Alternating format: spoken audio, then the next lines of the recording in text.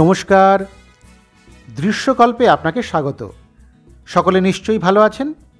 আমি পলাশ মুখোপাধ্যায় ঠিক সময় মতো চলে এসেছি আপনাদের কাছে যাওয়া এবং খাওয়ার নতুন ঝকঝকে একটি পর্ব নিয়ে। গত কয়েকটা পর্বের মতো এবারেও আমরা মুর্শিদাবাদ জেলায়।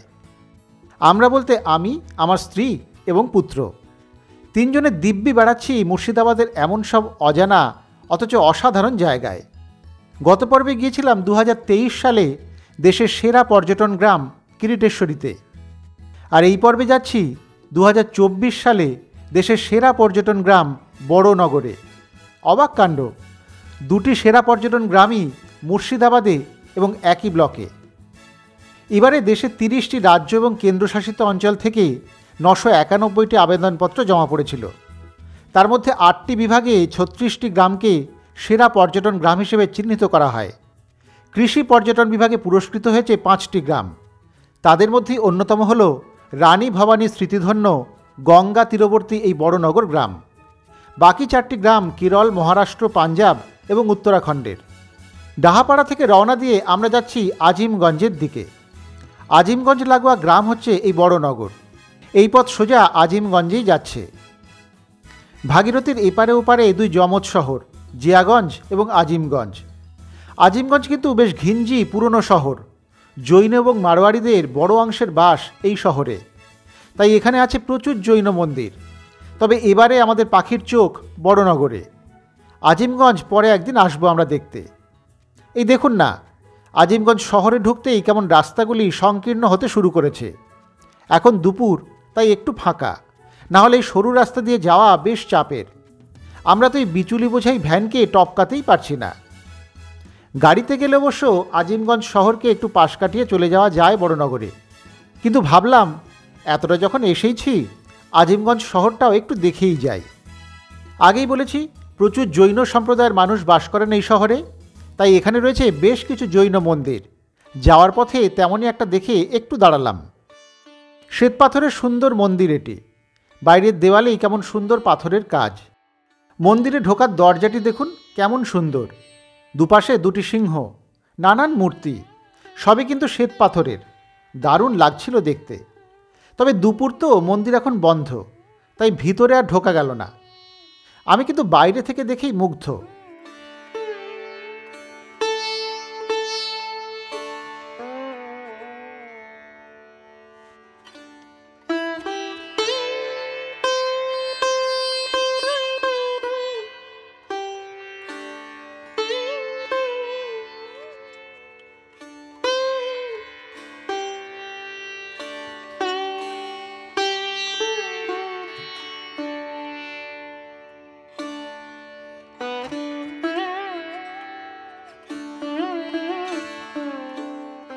খানিক সময় এই কারুকাজ দেখে এবার আবার বেরোনোর পালা।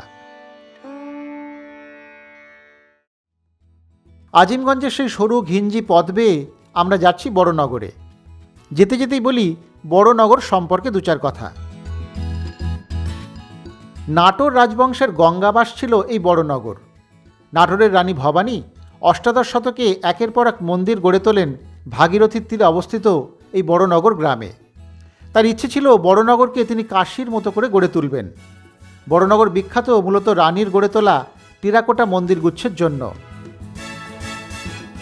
ভাগীরথী নদীর তীরে শস্য শ্যামলা গ্রাম বড়নগর। 1800 শতকের দ্বিতীয়ার্ধে নাটোরের রানী ভবানী এখানে তার বাল্যবিধবা মেয়েকে নিয়ে বসবাস শুরু করেন। তারপর থেকেই গ্রামে একের পর এক মন্দির নির্মাণ করতে শুরু করেন।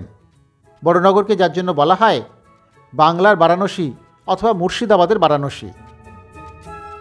হস্তশিল্পের জন্য বিখ্যাত বড়নগর। এখানকার তাঁত শিল্প, পিতল কাঁসার শিল্প, মৃৎশিল্প এবং বাঁশ বেতের তৈরি হস্তশিল্প রীতিমতো আকর্ষণীয়। কথা বলতে বলতেই চলে এসেছি বড়নগরে। কেউ কেউ একে বরানগরও বলে থাকেন। গ্রামে ঢুকেই প্রথমে পড়ে পঞ্চমুখী শিব মন্দির। আমরা দাঁড়ালাম সেখানেই।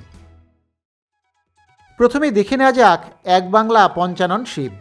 শিব বিগ্রহের 5টি মুখ এখানে, তাই এখানে শিব ঠাকুর পঞ্চানন বা পঞ্চমুখী নামে পরিচিত। চারিদিকে সবুজের সমারোহে অবস্থিত এই ছোট্ট মন্দিরটি প্রতিদিনই দর্শনের উপযোগী। মন্দিরের সম্মুখে টেরাকোটার কাজ চোখে পড়ার মতো।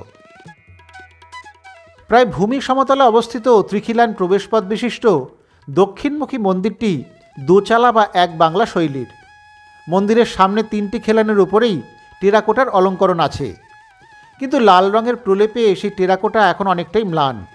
তবে তার মধ্যেও বোঝা যায় রাম রাবণের যুদ্ধসহ বেশ কিছু বিষয়, যা এক কথায় অপূর্ব।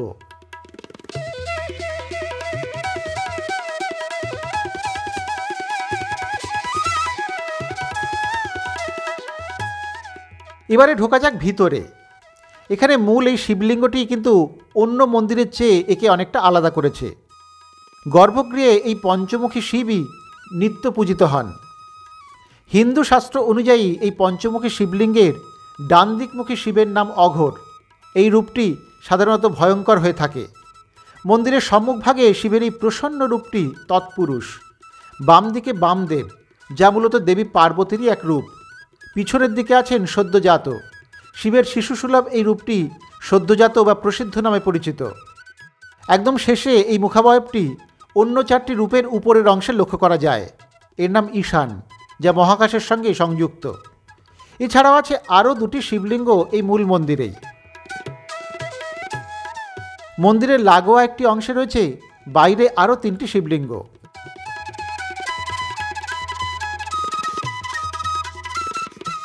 গঙ্গার ধারে এই মন্দিরের সামনে সুন্দর বাগান। ভাগীরথীর ধার ঘেঁষে এই মন্দিরটি। এই মন্দিরের প্রতিষ্ঠাকাল জানা যায় না, তবে স্থানীয় জৈন ব্যবসায়ী DL নওলখা এই মন্দিরের সংস্কার করেছেন 1940 সালে।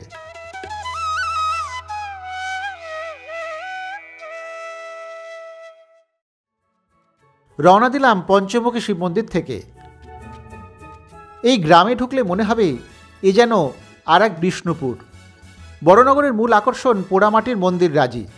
8 কিলোমিটার এলাকা জুড়ে ডজনখানেক মন্দিরের সমাবেশ। বাংলার মন্দির স্থাপত্যের উজ্জ্বল নিদর্শন বড়নগরের এই মন্দির গুচ্ছ।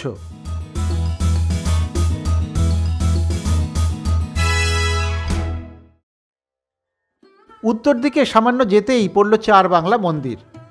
4টি একচালা বাংলা মন্দির। এবার ঢুকলাম সেখানে। 3 খিলান যুক্ত চতুষ্কোণ চত্বরের চারিদিকে 4টি মন্দির। পোড়ামাটির অলঙ্করণে বৈচিত্র্য আছে সবকটাতেই। বড়নগরের পোড়ামাটির কারুকার্য করা মন্দিরগুলির মধ্যে সবচেয়ে আকর্ষণীয় হল এই 4টি একচালা বাংলা মন্দির, যা একত্রে 4 বাংলা নামেই খ্যাত। সবকটি মন্দিরের মধ্যেই 3টি করে শিবলিঙ্গ প্রতিষ্ঠিত। উত্তর দিকের দক্ষিণমুখী মন্দিরের টেরাকোটা বর্তমানে ক্ষতিগ্রস্ত হলেও এটি নিপুণ কারুশিল্পের নিদর্শন। ভাস্কর্যের মধ্যে রামলীলা ও কৃষ্ণলীলার দৃশ্য বেশি। মধ্যে মধ্যে শিকার এবং শোভাযাত্রার দৃশ্যও আছে। 3টি তোরণের উপরেই অসুর নাশিনী চণ্ডী, রাম রাবণের যুদ্ধ, কৃষ্ণের কংসবধ প্রভৃতি দৃশ্য আছে। চোখ বড় বড় করে দেখছিলাম সেই সব কাজ।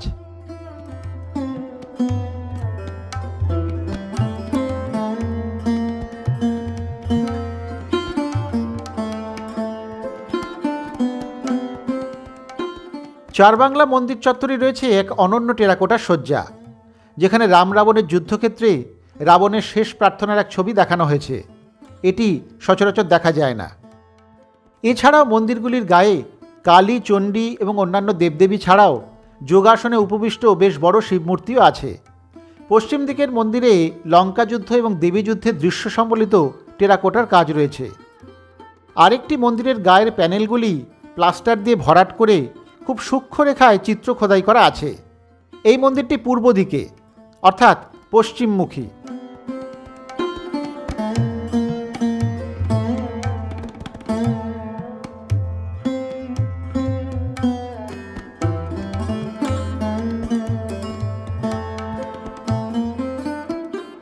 দক্ষিণ দিকের মন্দিরে অবশ্য বিশেষ কারুকার্য নেই, তবুও যেটুকু আছে সেটুকু খারাপ নয়।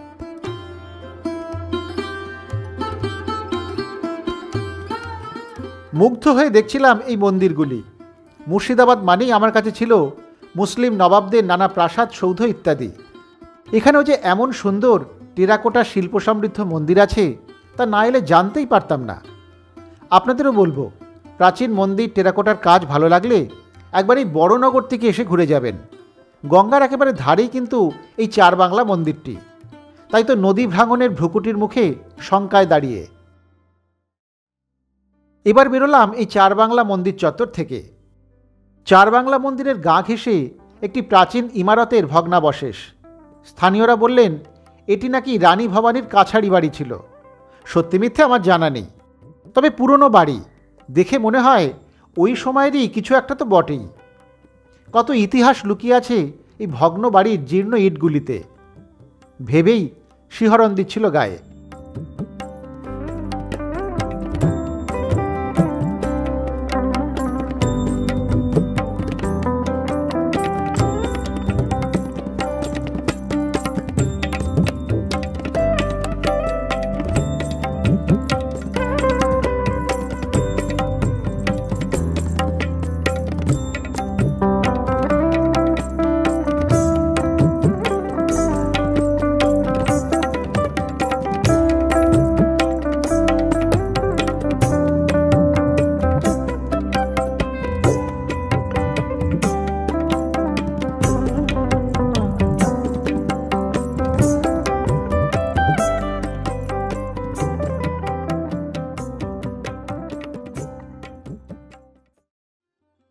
এরই কিছুটা উত্তর পশ্চিমে ভবানীশ্বর মন্দির।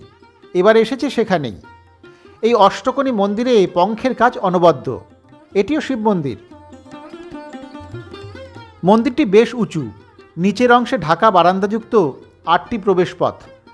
প্রবেশপথগুলির উপরে দেওয়ালে চুনবালির নকশার কাজ এবং দেবমূর্তি লক্ষ্য করা যায়। ভবানীশ্বর মন্দিরে কোনো শিলালিপি নেই, তাই এই মন্দিরের সঠিক নির্মাণকালটা জানা যায় না। তবে কাশীধামেও রানী ভবানী ভবানীশ্বর নামে একটি মন্দির প্রতিষ্ঠা করেছিলেন। এই দুটি মন্দির সমসাময়িক বলেই অনুমান করা হয়। সেই মতো এই মন্দিরের নির্মাণকাল 1753 থেকে 1755 মধ্যে বলে মনে করা হয়। কাশীর মন্দিরটিও সেই সময় তৈরি। এই মন্দিরের গর্ভগৃহে ভবানীশ্বর নামে এক সুবিশাল শিবলিঙ্গ আছে, তবে মন্দির বন্ধ থাকায় আপাতত সেটি আর দেখা গেল না।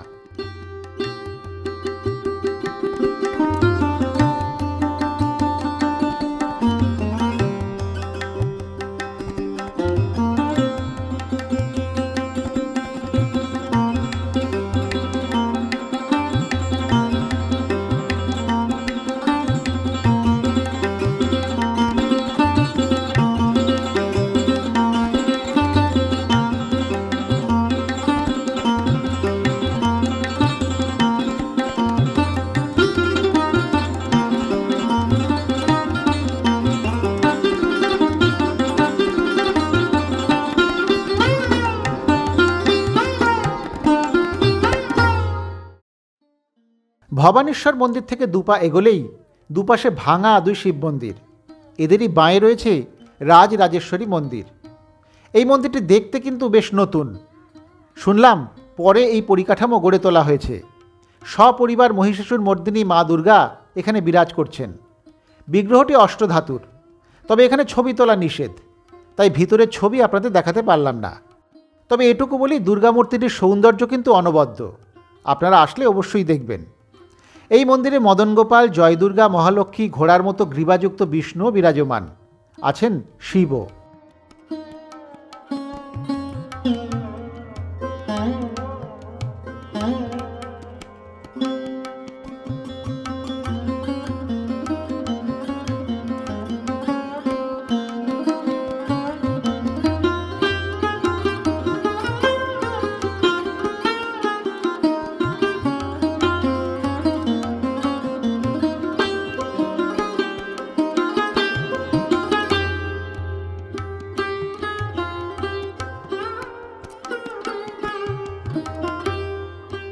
রাজরাজেশ্বরী মন্দিরের সামনে যে দুটি শিব মন্দির আছে সেগুলিও বেশ পুরনো, দেখতে অনেকটা ভবানীশ্বর মন্দিরের মতোই।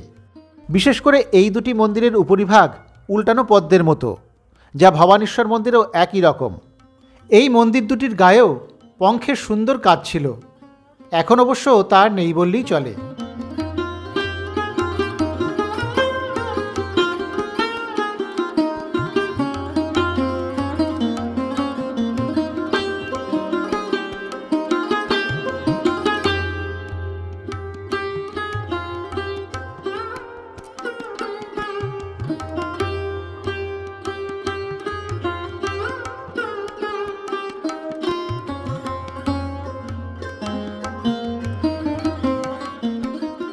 এদের পাশেই আছে আদ্যা মন্দির, তবে সেটি নেহাতি সাধারণ এবং তুলনায় নবীন একটি মন্দির।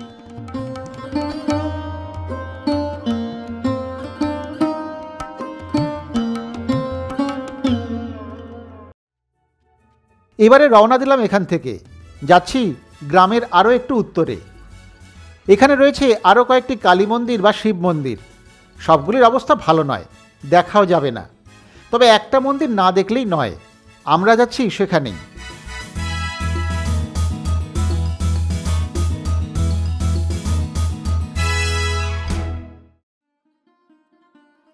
চলে এসেছি জোড়বাংলা বা গঙ্গেশ্বর শিব মন্দির। বড়নগর এলে এই মন্দিরটি দেখে যেতেই হবে। প্রায় ভূমি সমতলে অবস্থিত ইটের তৈরি এই জোড়বাংলা মন্দিরটি পশ্চিমমুখী এবং ত্রিখিলান প্রবেশপথ বিশিষ্ট। দুটি দোচালা বা এক বাংলা জোড়া দিয়ে এই ধরনের মন্দির তৈরি হয় বলে এই স্থাপত্যশৈলীর নাম জোড়বাংলা।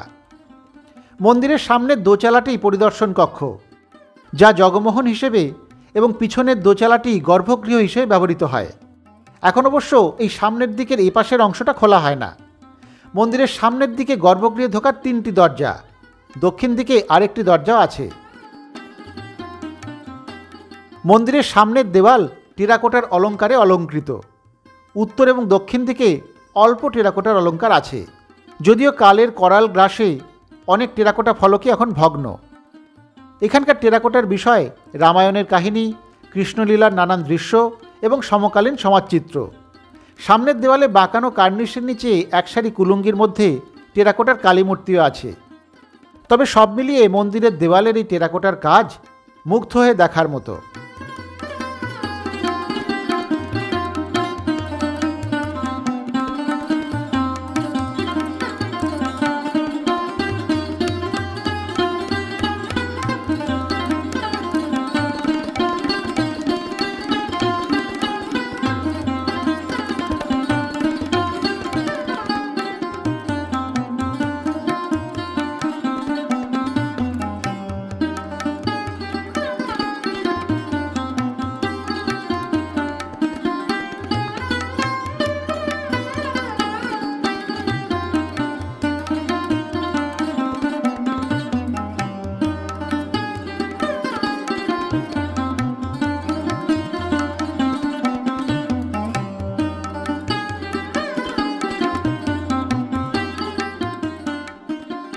মন্দিরের গর্ভগৃহে 3টি শিবলিঙ্গ বিরাজিত, আমরা দেখে নিলাম সেগুলিও।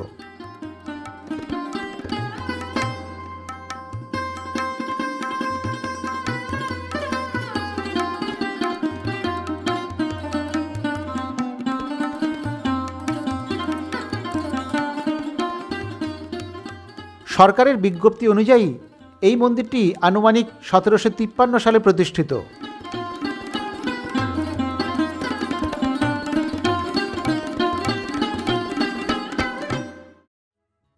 গঙ্গেশ্বর মন্দির দেখে এবার রওনা দিলাম বড়নগর থেকে।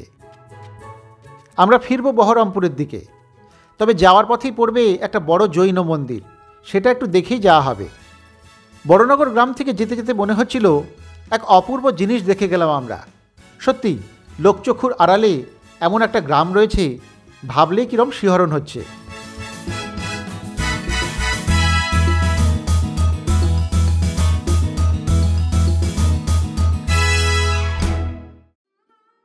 কথা বলতে বলতে চলে এসেছি রামবাগে। এখানে বিশাল একটা চত্বরে রয়েছে জৈন মন্দির। এখানে পুরনো যে মন্দিরটি ছিল তার পরিবর্তে দুটি নতুন মন্দির তৈরি হচ্ছে দেখলাম। আমরা এসেছি প্রথমে পিছনের দিকে একটি নির্মীয়মান মন্দিরে। এখানে কারিগরেরা ছাড়া আর কেউই নেই, তাই তথ্য পাওয়া একটু মুশকিল হচ্ছিল। শুনলাম এটি শ্রী মণিধারী জিনচন্দ্র সূর্যির মার্বেল মূর্তিসহ দাদাওয়াড়ি। এছাড়াও তার মূল স্ফটিকচরণ পাদুকাও রাখা আছে এখানে। গোটাটাই শ্বেতপাথর দিয়ে তৈরি হচ্ছে, অসাধারণ স্থাপত্য।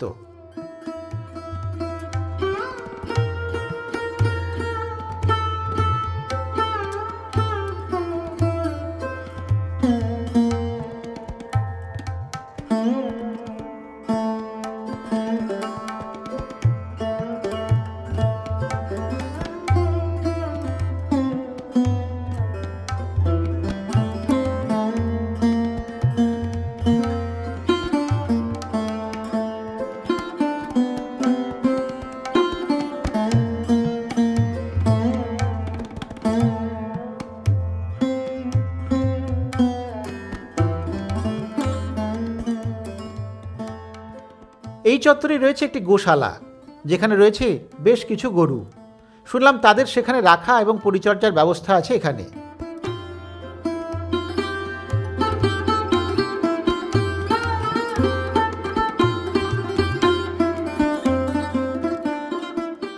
এবারে আসি সামনের দিকে।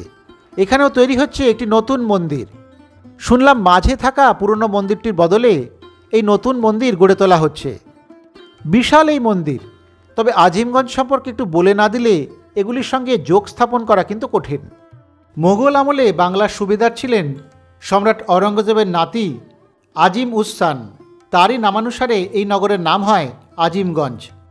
আজিমগঞ্জ সে সময় ছিল ধনশালী জৈন সম্প্রদায়ের এবং মারোয়ারিদের বাসস্থান। এছাড়াও হিন্দু অধ্যুষিতও ছিল। আজিমগঞ্জের জৈনদের পূর্বপুরুষরা 18 শতকের দ্বিতীয়ার্ধে রাজস্থানের বিকানের ও মারোয়ার প্রদেশ থেকে এখানে ব্যবসা সূত্রে আসেন।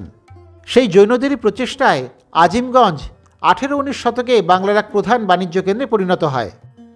আজিমগঞ্জের আনাচে কানাচে ঘুরলে দেখতে পাবেন ধনী জৈন মহাজনদের বড় বড় অট্টালিকা।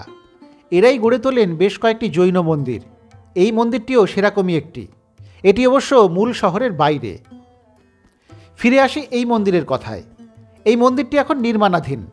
কালো গ্রানাইট মহারাষ্ট্রের কোলাপুর থেকে আনা হয়েছে। শ্বেতপাথর এসেছে রাজস্থান থেকে। শিল্পীরাও রাজস্থানের পিন্ডওয়ারা থেকে এসেছেন। তারা গত 3 বছর ধরে এখানে কাজ করছেন। তাদের শিল্প সত্যি অবিশ্বাস্য। এই যে দেখুন পাথরের স্তম্ভ বা উপরের সিলিং, কি অপূর্ব কাজ। এই মন্দির পুরোপুরি তৈরি হয়ে গেলে কিন্তু একটা দারুণ ব্যাপার হবে, তা নিঃসন্দেহে এখনই বলা যায়। মুগ্ধ হয়ে দেখছিলাম সেই সব কাজ। ইচ্ছে আছে পরে যাওয়া এবং খাওয়ার জন্য জিয়াগঞ্জ এবং আজিমগঞ্জে আসার। তখন এলে আর এটি যদি সম্পূর্ণ হয়ে যায় তাহলে আরও একবার দেখে যাব, আপনাদেরকেও দেখাবো। এবারে এখান থেকে ফেরার পালা। রওনা দিয়েছি আজিমগঞ্জ থেকে, যাচ্ছি বহরমপুর, একই রাস্তা। ও হ্যাঁ, এবারে কিন্তু আমাদের এই পর্বে খাওয়া দাওয়া তেমন হলো না। আসলে বড় নগরে তেমন কোনো দোকানই চোখে পড়েনি আমাদের। আজিমগঞ্জ শহরে গেলে মিল তো বটে, তবে যা সরু রাস্তা দেখলাম, সন্ধ্যের দিকে গাড়ি নিয়ে যেতে আর সাহসই করিনি। কথা দিচ্ছি পরের পর্বে থাকবে দারুণ এবং বিখ্যাত সব খাওয়া দাওয়া।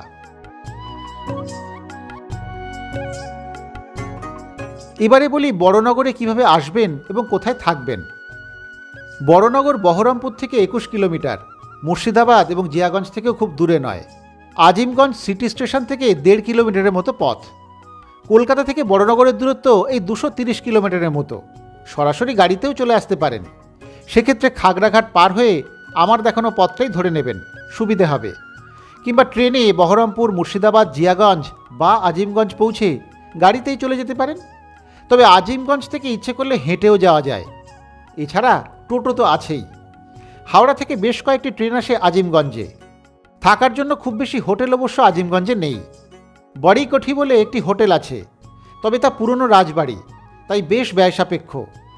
মুর্শিদাবাদ থেকে বা বহরমপুর থেকেও এখানে দিব্যি ঘোরা যায়। শুনলাম বড়নগরে এখন হোমস্টে গড়ে তোলা হচ্ছে, সেটা হলে তো খুব ভালো হবে। আজ তাহলে এখানেই শেষ করি। মুর্শিদাবাদ ভ্রমণ কিন্তু এখনও শেষ হয়নি। আমাদের পরের পর্বে থাকছে বেলডাঙ্গা। কি নিশ্চয়ই ঘোরা হয়নি আপনাদের? বেলডাঙ্গায় কিন্তু দেখার আছে অনেক কিছুই। সেসব দেখতেই চোখ রাখুন যাওয়া এবং খাওয়ায়। তাহলে দেখা হবে পরের বুধবারে। ততক্ষণ সকলে ভালো থাকবেন, সুস্থ থাকবেন। এভাবেই দেখতে থাকবেন দৃশ্যকল্পের ইউটিউব চ্যানেল।